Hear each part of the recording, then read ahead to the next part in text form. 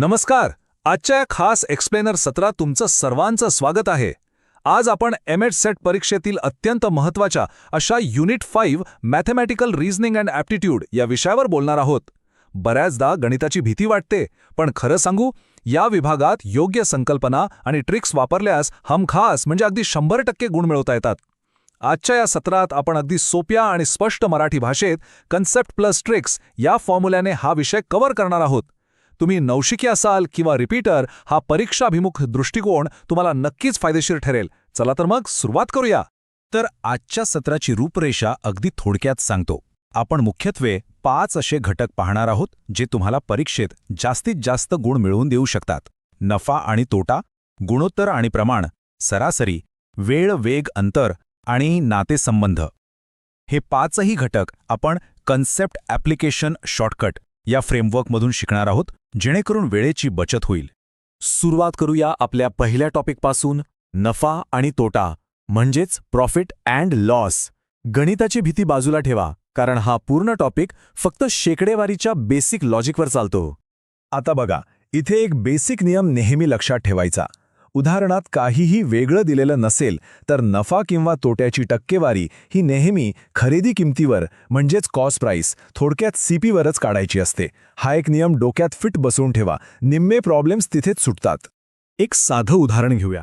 समजा एका माणसानं 1400 रुपयांना एक सायकल घेतली आणि 15% तोट्याने विकली, तर त्या सायकलची विक्री किंमत किती? आता हे वाचतानाच आपल्या डोक्यात आकडेवारी फिट झाली पाहिजे. खरेदी किंमत आहे 1400 रुपये आणि तोटा आहे 15%, बरोबर? आता इथेच बरेच विद्यार्थी वेळ घालवतात. पारंपरिक पद्धतीत आपण आधी 1400चे 15% काढतो आणि मग ते 1400 मधून वजा करतो. पण परीक्षेत असं अजिबात करायचं नाही. 15% तोटा म्हणजे काय? तर विक्री किंमत थेट खरेदी किमतीच्या 85% आहे. मग सरळ 1400ला 85/100 ने गुणा. एका स्टेपमध्ये काम तमाम. आपला कितीतरी वेळ वाचतो. आणि हे कॅल्क्युलेशन केलं की थेट उत्तर मिळतं 1190 रुपये. पाहिलं, या एका सोप्या शॉर्टकट ट्रिकमुळे आपल्याला परीक्षेत हमखास अचूकता कशी मिळवता येते. चला आता पुढच्या घटकाकडे वळूया. गुणोत्तर आणि प्रमाण हा असा टॉपिक आहे जो फक्त गणितासाठीच नाही, तर डेटा इंटरप्रिटेशन सोडवण्यासाठी अगदी बेस म्हणून काम करतो. प्रमाण म्हणजे नेमकं काय? तर अतिशय सोप्या भाषेत सांगायचं तर जेव्हा दोन गुणोत्तरे एकमेकांना समान असतात तेव्हा ते प्रमाण असतं. जसं 100 किलोमीटर प्रति 1 तास आणि 500 किलोमीटर प्रति 5 तास. दोन्ही सेमच रेटने वाढतायत ना?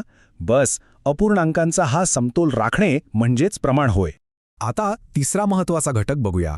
तो म्हणजे सरासरी किंवा ॲव्हरेजेस. परीक्षेत यावर एकतरी प्रश्न असतोच असतो. हा प्रश्न नीट ऐका. 5 खेळणी 200 रुपयांना एक याप्रमाणे 6 खेळणी 250 रुपयांना आणि 9 खेळणी 300 रुपयांना घेतली तर एका खेळण्याची सरासरी किंमत किती? अशा प्रकारच्या वेटेड ॲव्हरेजच्या उदाहरणांमध्ये घाईघाईत थेट भाग देण्याची चूक कधीच करायची नाही. सर्वात आधी काय करायचं तर एकूण रक्कम काढायची. 5 खेळण्यांचे 1000 रुपये, 6चे 1500 रुपये आणि 9 खेळण्यांचे 2700 रुपये. एकूण रक्कम झाली 5200 रुपये. आणि खेळणी किती आहेत? 5 अधिक 6 अधिक 9 म्हणजे 20. आता फक्त 5200ला 20ने भागायचं आहे. हे असं गटांचं एकत्रीकरण करणं खूप फायद्याचं ठरतं. आणि बरोबर उत्तर मिळतं 260 रुपये. अशा प्रकारे बेसिक्स क्लिअर ठेवले आणि युनिट्स नीट सांभाळले की सरासरीची गणिते कधीच चुकणार नाहीत. आता आपण एका अत्यंत महत्त्वाच्या आणि सर्वांना थोड्याफार फरकाने टेन्शन देणाऱ्या टॉपिकवर आलो आहोत. वेळ, वेग आणि अंतर. पण खरं सांगतो, हा घटक एका साध्या त्रिकोणावर अवलंबून आहे. ही एक मूळ संकल्पना आहे. स्पीड म्हणजे काय? तर एका विशिष्ट वेळेत कापलेलं अंतर. हा बेसिक त्रिकोण जर तुमच्या डोक्यात क्लिअर असेल तर तुम्हाला कुठलीही भली मोठी सूत्र पाठ करण्याची अजिबात गरज भासणार नाही. आणि इथेच मी तुम्हाला एक सर्वात मोठी ट्रिक सांगणार आहे. समजा वेगाचं गुणोत्तर 24-30 आहे, म्हणजे ते संक्षिप्त केल्यावर 4/5 होतं. तर लक्षात ठेवा, वेळेचं गुणोत्तर त्याच्या अगदी उलट असतं, म्हणजे 5/4.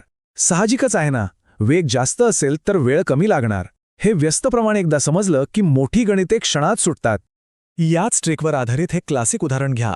एक विद्यार्थी 3 किलोमीटर प्रति तास या वेगाने चालत गेला तर शाळेत 10 मिनिटे उशिरा पोहोचतो. आणि 4 किलोमीटर प्रति तास वेगाने गेला तर 10 मिनिटे लवकर पोहोचतो. तर शाळेचा अंतर किती? आता इथे गंमत बघा. दोन्ही वेळेतला एकूण फरक किती झाला? 10 मिनिटे उशिरा आणि 10 मिनिटे लवकर, म्हणजे एकूण फरक 20 मिनिटांचा आहे. मग हे सोडवायचं कसं? 20 मिनिटे म्हणजे एका तासाचा 1/3 भाग. आता सरळ एक छोटंसं समीकरण मांडायचं. अंतर भागिले 3 वजा अंतर भागिले 4 बरोबर 1/3. या साध्या समीकरणातून कितीही गुंतागुंतीचं गणित कसं सहज सुटतं ते तुम्हीच बघा. आणि हे सोडवल्यावर आपल्याला शाळेचं अंतर मिळतं बरोबर 4 किलोमीटर. अशा प्रकारच्या ॲनालिटिकल ट्रिक्स वापरल्या की परीक्षेचा वेळ वाचतो आणि कॉन्फिडन्सही वाढतो. चला आता आपण शेवटच्या आणि माझ्या अगदी आवडीच्या घटकाकडे वळतोय, नातेसंबंध आणि तर्क. इथे आकड्यांची कटकट नाही, इथे फक्त डोकं लावायचं आहे.